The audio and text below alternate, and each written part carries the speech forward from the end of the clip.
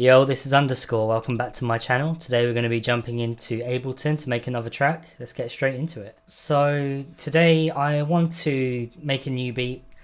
I'm not really sure what I'm going for, so I figured I'd just go with the flow and see what comes out. Sometimes it's good to go in with a structured mind. Sometimes I think it's better to just see what comes out. So I've recently just finished a track and I'm just using the same layers in a new file. Just to save a bit of time. So I've got a bunch of omnispheres, massive audio files, audio tracks and all that ready to go. So let's start off with this sound. So fairly normal sort of guitar pad sound. I've got a bit of RC20 on it. Let's just fiddle around with that to get something special. Put a bit of width. RC20 is good for everything, just to add a bit of magic, a bit of sparkle, something different, and it works on most layers, so I definitely recommend getting it. It's a really good investment, I'd say.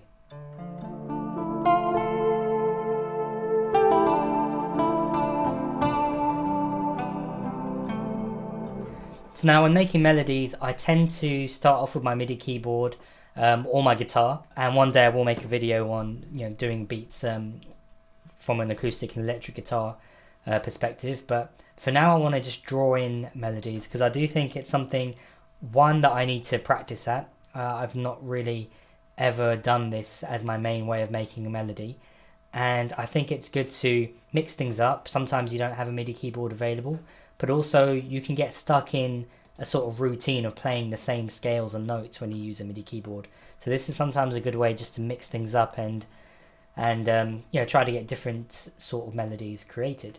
So I want to start off in the D, I think, in D minor as the key of the song. I'm not sure why.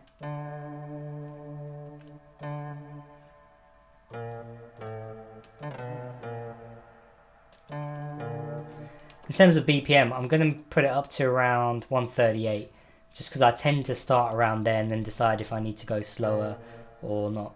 And when using guitar sounds, or any sounds really, playing with the velocity is always good, just to add that human element. So I'm not really sure where this is going, but it's always hard to tell what something will sound like at the beginning. I think I want to add some intricacy to this though.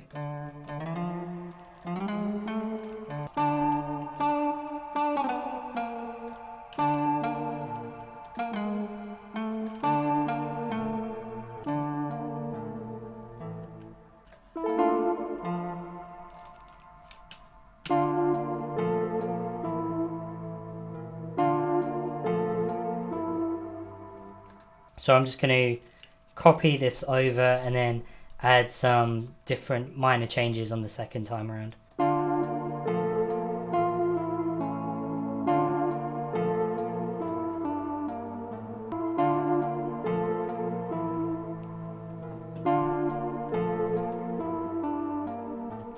Okay, so it's okay, it's not great, it's nothing special, but what I want to see is what I can do to it to see if anything more interesting can come out of this. So first of all, I'm going to move it up,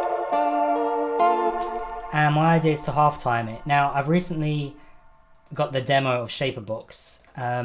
If you know about Shaperbox, you'll know how good it is already. I've only recently got it, I'm just trying it out, but it seems to be a really good sort of Swiss knife tool to have. Swiss Army knife tool, you know what I mean. It's got a lot of really good presets and I have really been enjoying it so far, so I definitely recommend checking it out. It's not just halftime, but it's got a lot of different things, tape stops, a lot of different sort of gated effects, and just anything just to instantly mix things up. So I'm going to start off with half timing. Now that's why I had to put the pitch a little bit higher, because that does decrease the pitch quite significantly. So let's see if it does anything interesting.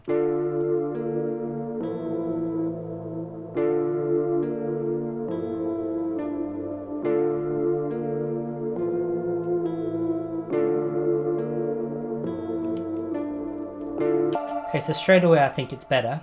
I do need to play with some of the notes because there are some sort of clashes which aren't really helping. So let's just see if we can find them. So remember what halftime is doing, just halving the amount of a bar.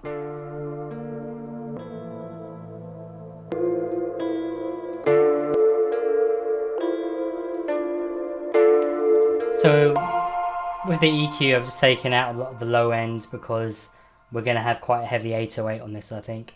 So now that we sort of know that the vibe we're going for, it makes it a lot easier to add to the melodies, add to the drums and everything. So it's going to be quite dark. I'm thinking of maybe sort of Metro Boomin style percussion with, you know, good 808 bounce and whatnot. The first thing I'm going to do is actually copy this over to another Omnisphere, but without the halftime.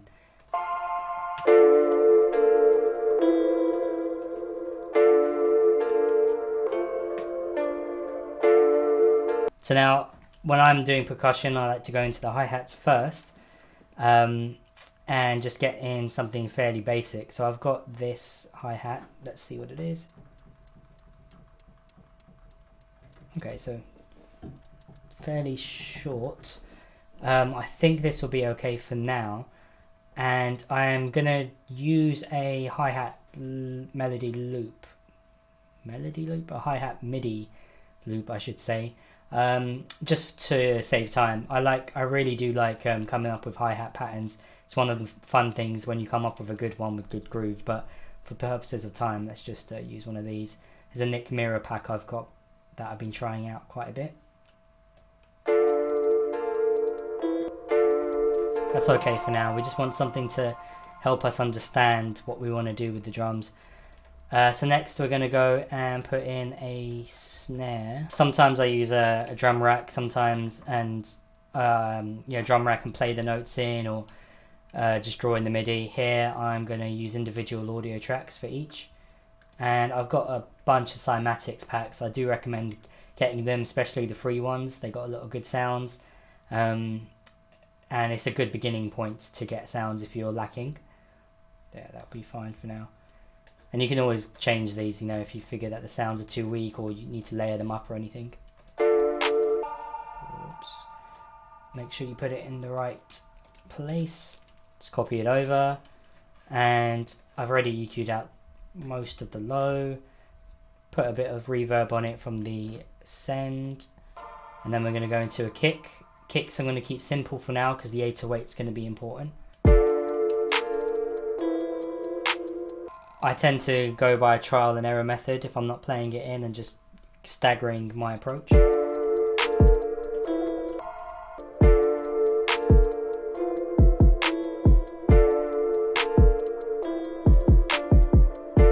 So just copy it over again to match the clap. See how it sounds without.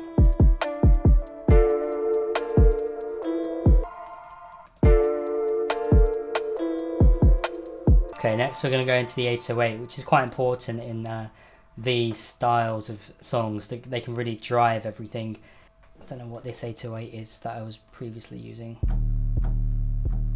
RC20, or any way that you want to saturate it really. You can distort it or saturate something to change the sound. I like the preset on here. Just narrow it down because you want it mono, and then with the distortion you can just play. I think that works for now. And then again, EQ as you need to, or you don't need to, but I will have on everything. And I just put it at like 35. Just take out all of that unnecessariness, and I tend to boost this depending on what the track needs and in conjunction with the 808, but for now let's just leave it like that. And finally a compressor. So I like to use this bass preset on the glue compressor in Ableton, put it in, and then sidechain. So I will just play it back and then see if I can find, you know, where the 808 should go. Sometimes you're going to have it just copy the kick, but in this sort of track you want it to complement and have hits of each where they're not necessarily on the same beat. So I'm just going to record in sort of basic idea of what I've just worked out.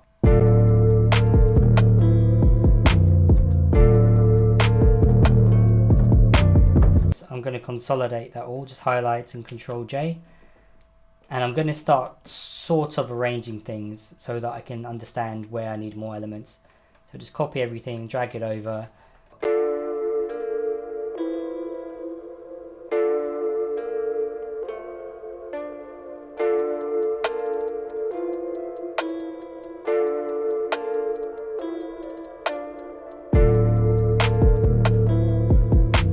So to think what to do next, I've got an UndaSkore open and I'm gonna just pan it a little bit to left. Let's see what this is.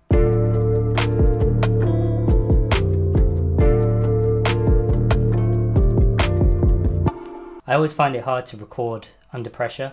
Okay, so we got an UndaSkore open, and what I want to do here is actually put in an alternative bass sound to use in like breakdowns, intro, chorus, whatever.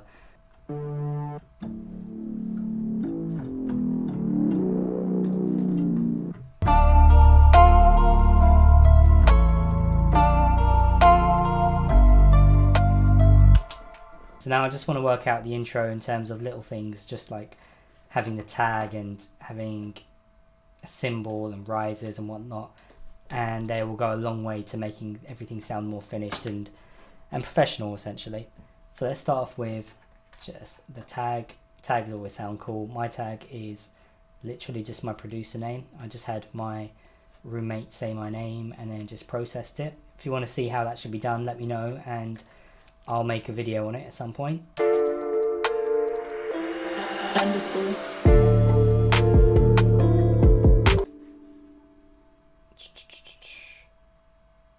That's okay.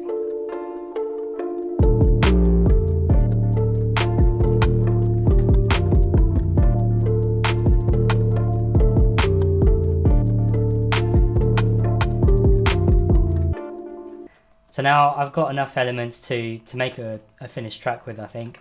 I'm going to add a few random flourishes and embellishments with a few vocal chops and a bit more random percussion. But that's essentially how to make a sort of very basic trap hip-hop, Metro Boomin sort of style 21 Savage track in a very quick amount of time using very basic instruments, not a lot of processing and just drawing in melodies. So hope you enjoyed that. If you thought it was useful, please do subscribe, like the video, and let me know what you want to see more of. I plan to, in my next video, show how I can make a trap beat from using a guitar and recording melodies that way. And if there's anything else specifically you need, let me know. But otherwise, enjoy.